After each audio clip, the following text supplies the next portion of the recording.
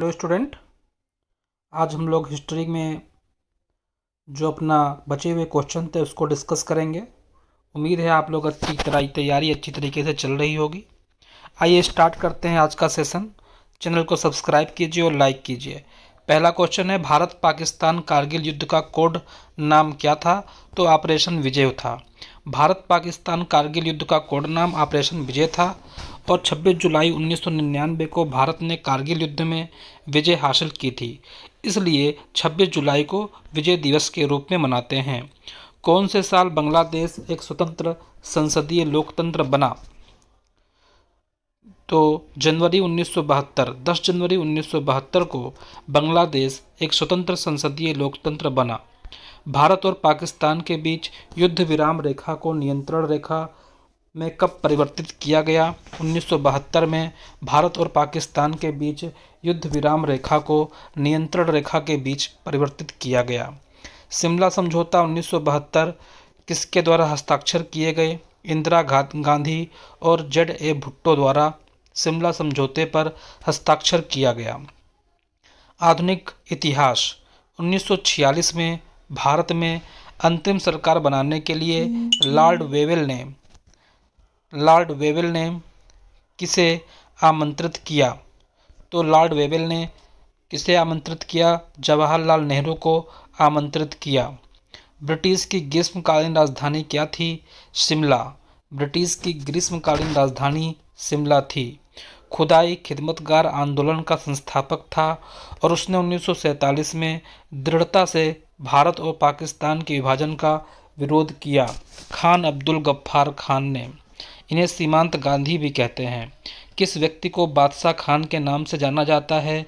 खान अब्दुल गफ्फार खान को बादशाह खान के नाम से जाना जाता है। फ्रंटियर गांधी। खान अब्दुल गफ्फार खान को फ्रंटियर गांधी या सीमांत गांधी भी कहते हैं। सीमांत गांधी किसे कहते हैं? खान अब्दुल गफ्फार खान। स्वतंत्र पार्टी के संस्थापक निम्नलिखित में से कौन थे? सी राजगोपालाचारी स्वतंत्र पार्टी के संस्थापक थे। शताब्दी से भारत में आधुनिक काल की शुरुआत माना जाता है। 18वीं शताब्दी से भारत में आधुनिक काल की शुरुआत माना जाता है। भारत में संपूर्ण क्रांति के पक्षधर का नाम बताइए। जयप्रकाश नारायण।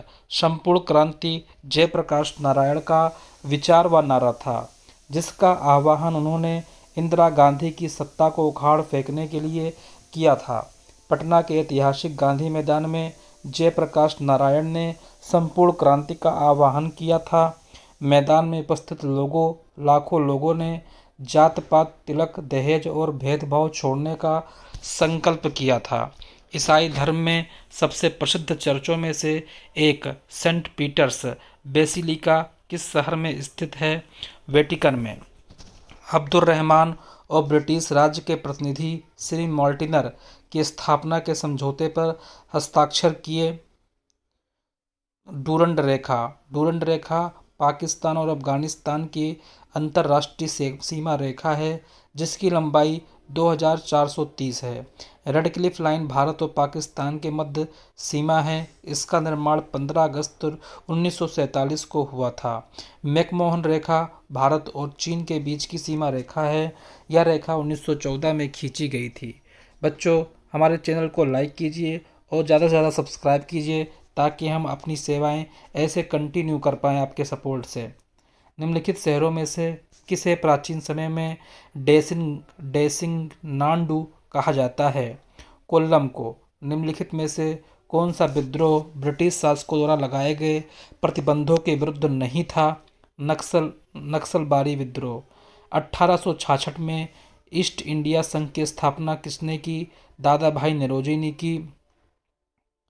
अब हम पढ़ेंगे वर्ल्ड हिस्ट्री। निम्नलिखित में से किस देश की स्थापना 1971 में हुई थी? तो बांग्लादेश की स्थापना 1971 में हुई थी। शेख मुजीबुर रहमान को बांग्लादेश का राष्ट्रपिता और संस्थापक कहा जाता है और इन्हें बंगबंधु भी कहते हैं। शतवर्षीय युद्ध किन देशों के बीच लड़ा गया? इंग्लैंड और फ्रांस के बीच लड़ा गया। इंग्लैंड और फ्रांस के बीच लड़ा गया। बोस्टन इंग्लैंड और फ्रांस के बीच लड़ा गया। बोस्टन चाय पार्टी किस वर्ष में हुई थी? 1773 में बोस्टन चाय पार्टी हुई थी। किस देश को मुख्य रूप से कम्युनिस्ट माओवादी दलों द्वारा शासित किया गया? चीन को। वह क्रांतिकारी नेता कौन था जिसने क्यूबा में भूमि सुधार और साक्षरता में सुधार किया? तो फिदेल कास्ट्रो।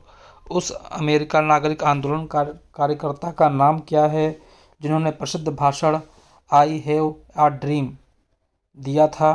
विक्टोरिया वुडहुल ने आई हैव अ ड्रीम नामक भाषण दिया था। अफीम युद्ध में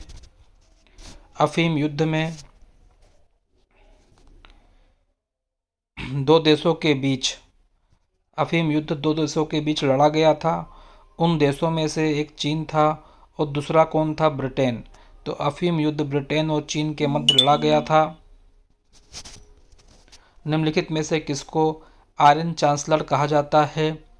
तो आल्टो वान बिस्मार्क को आयरन चांसलर कहा जाता है। वाटरलू का युद्ध किस वर्ष लड़ा गया? वाटरलू का युद्ध 18 जून 1815 में लड़ा गया।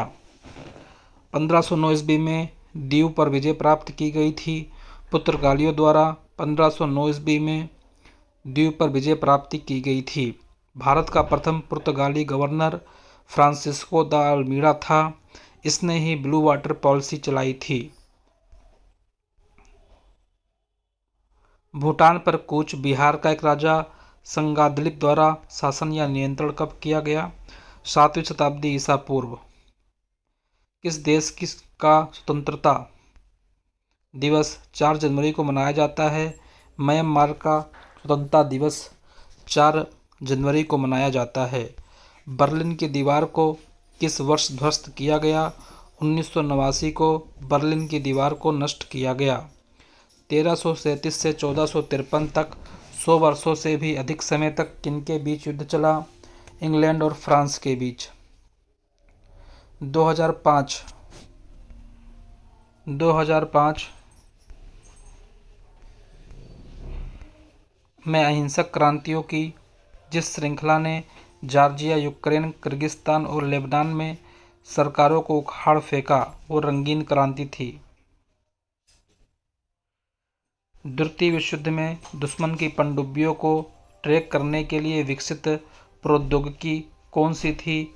सोनार। वांगचुक वंश के कौन सा राजा भूटान के वर्तमान अधिपति सम्राट बना? जिग्मे खेसर नामग्याल। श्रीलंका को किस वर्ष डोमिनियन ऑफ सिलोन के रूप में स्वतंत्रता प्रदान की गई? 1948। टेराकोटा की मूर्तियों का एक संग्रह किस देश के पहले सम्राट की सेनाओं को दर्शाता है? चीन की विशाल दीवार का निर्माण का श्रेय किसे जाता है? बहुत important question. Queen she Huang को चीन की विशाल दीवार का निर्माण का श्रेय जाता है। श्रीलंका को 1948 में आज़ादी मिली। 1971 में स्वतंत्रता की घोषणा के बाद बांग्लादेश के प्रथम प्रधानमंत्री कौन हुए? शेख मुजीबुर रहमान। महारानी एलिजाबेथ द्वितीय हाल ही में ब्रिटेन में सबसे लंबे समय तक राजसम्राट बन गई। उन्होंने महारानी विक्टोरिया द्वारा निर्धारित रिकॉर्ड पास कर दिया था। विश्व की प्रजातंत्रवाद देशों में किस देश का संविधान सर्वाधिक लंबा और बहुत विस्तृत है? भारत। श्रीलंका में अधिकांशतः लोग किस धर्म का अनुसरण करते हैं? बौद्ध धर्म का। फ्रांस की अंतिम रानी मैरी एंटोनेट का जन्म किस देश में हुआ? तो उनका जन्म हुआ ऑस्ट्रिया में और ऑस्ट्रिया की राजधानी वियना है। स्वतंत्रता, समानता और बंधुत्व की प्रेरणा कहाँ से मिलती है? फ्रांसीसी क्रांति से मिलती है। तो बच्चों, ये थे हमारे हिस्ट्री का ग्रुप डी रेलवे के लिए विशेष क्वेश्चन, जिसमें अभी तक के सारे प्रश्न इंक्लूडेड हैं। तो आप लोग इसको रिवाइज कीजिएगा। अब हम नेक्स्ट करेंगे इंडियन पॉलिटी। धन्यवाद बच्चों।